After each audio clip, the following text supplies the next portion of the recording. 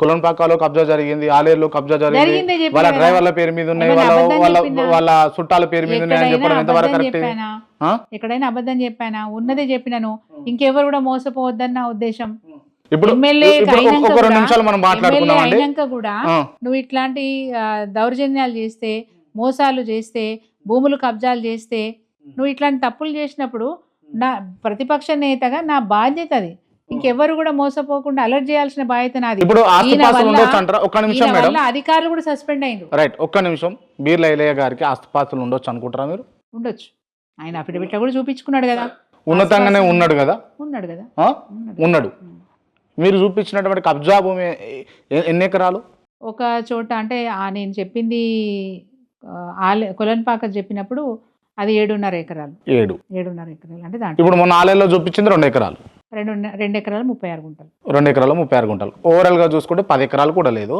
ఆలేరు నియోజకవర్గ ఎమ్మెల్యే గెలిచినటువంటి బీర్ల ఐలయ్య ఒక 10 ఎకరాలు కబ్జా పెట్టాల్సినటువంటి అవసరం ఏముంది? కబ్జా పెట్టండి నేను అనట్లే కదా, సొమ్ము చేసుకుంటున్నాను చెప్తున్నా. సరే, వాట్ ఎవర్, ఏదైనా మట్టుకి కూడా సరే సొమ్ము చేసుకుంటారు కదా. ఎమ్మెల్యే ఒక తప్పు చేసినప్పుడు నేను చెప్పినాను వైరంగా. కోట్ల రూపాయలు ఆస్తున్నటువంటి ఎమ్మెల్యే ఐలయ్య ఎందుకు ఈ 10 రూపాయలకి 20 రూపాయలు ధనార్జనే లక్ష్యం ఆయనకు. ఆయనకు ధనార్జనే లక్ష్యం. నేను ఇప్పుడు కూడా అడుగుతున్నాను, ఆయన ఎమ్మెల్యే అయినప్పటి నుంచి ఇప్పటి వరకు నియోజకవర్గం తీసుకొచ్చిన నిధులేంది? ఏం అభివృద్ధి చేసిండు? ఎవరు 30 చెర్లలో నీళ్లు ఓపించిండు? ఆ 30 చెర్లలో నీళ్లు ఎక్కడివి అని అడుగుతున్నా. ఆకాశం నుంచి ట్యాప్ తిప్పి తీసుకొచ్చిండా? ఎక్కడి నుంచి తీసుకొచ్చిండు ఆయన? మళ్ళీ అదే కాళేశ్వరం కదా, మా కేసీఆర్ గారి పుణ్యమే కదా. మల్లన్న సాగర్ లో మేము నింపిన నీళ్ళే నువ్వు అలా నీళ్ళు ఇప్పుకొని నీళ్ళు ఇస్తున్నావు. ఇస్తే సంతోషపడుతున్నాం, తప్పేం పడతలేం. మల్లన్న సాగర్ కట్టించిందే మేము, మల్లన్న సాగర్ లోకి నీళ్లు తీసుకొచ్చిందే మేము. ఆ నీళ్ళని తీసుకొచ్చి నువ్వు చెరువులు నింపుతున్నందుకు వీఆర్ హ్యాపీ.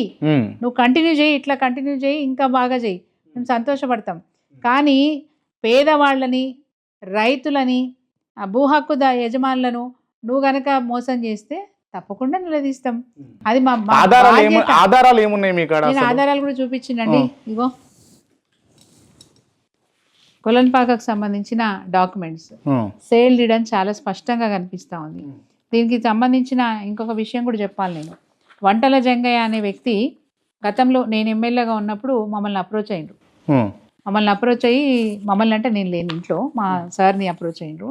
మహేందర్ రెడ్డి గారిని అప్రోచ్ అయ్యి, మరి నాకు అన్యాయం జరుగుతుంది, నేను ఒక మారోడి దగ్గర నా భూమిని నేను తనఖా పెట్టుకున్నా, ఆ మారోడు ఆయన ఇప్పుడు నాకు కబ్జాకు రాణిస్తలేడు, ఫెన్సింగ్ వేయించేసుకున్నాడు, నాకు అన్యాయం జరిగిందని చెప్పి మమ్మల్ని అప్రోచ్ అయితే, నువ్వు కోర్టుకు పో, కలెక్టర్ గారికి కంప్లైంట్ ఇవ్వు, ఆ తర్వాత కూడా నీకు న్యాయం జరగకపోతే మా దగ్గరికి రా అని చెప్పి మా సార్ చెప్పి పంపించేసిన. ఈ వంటల జంగయ్య అనే వ్యక్తి తర్వాత ఏం చేసిండంటే, ఈ లోపల ఎలక్షన్స్ అయినాయి, బీర్ల గారి దగ్గర పోయిండు. పోయి మీరు ఎమ్మెల్యే గారు కదా, నాకు న్యాయం చేయండి సార్ అని చెప్పి ఆయన పోయి కలిసిండు. కలిసినప్పుడు ఆయన సరే మంచిది, నేను ఆ మారోడైన పిలిపించి మాట్లాడతా, నీకు నేను న్యాయం చేస్తా అని చెప్పి దానికి సంబంధించిన సమాచారం అంతా తీసుకున్నాడు. తీసుకున్న తర్వాత జరిగిన ఉదంతం ఏంటంటే, క్యూ న్యూస్లో ఎమ్మెల్సీ గారు తీన్మార్ మల్లన్న గారు చాలా స్పష్టంగా ఉమ్మడి నల్గొండ జిల్లాకు సంబంధించిన ఒక బీసీ సామాజిక వర్గానికి సంబంధించిన ఎమ్మెల్యే తన నియోజకవర్గంలో వంటల జంగయ్య అనే వ్యక్తి ఆయన దగ్గరికి వెళ్ళి అయ్యా శరణు అంటే ఆయనకు అన్యాయం చేయడమే కాకుండా దాని మీద లబ్ధి పొందే ప్రయత్నం చేసిండు.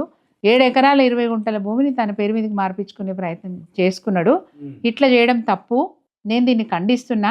ఎందుకంటే ఆ ఎమ్మెల్యే కూడా నా నియోజకవర్గ పరిధిలోనే ఉంటాడు కాబట్టి ఇది మొదటి హెచ్చరిక నేను చేసేది. నువ్వు ఏ పార్టీ అయినా సరే, నా పార్టీ అయినా సరే, నేను ఊరుకునేది లేదు, ఇట్లాంటి పనులు చేయొద్దు. ఇగో ఈయన వంటల జంగయ్య అని చెప్పి టీవీలో కూడా కెమెరా ముందు ఆయన నిలబెట్టి చూపించినారు. ఇంత స్పష్టంగా చెప్పిండు.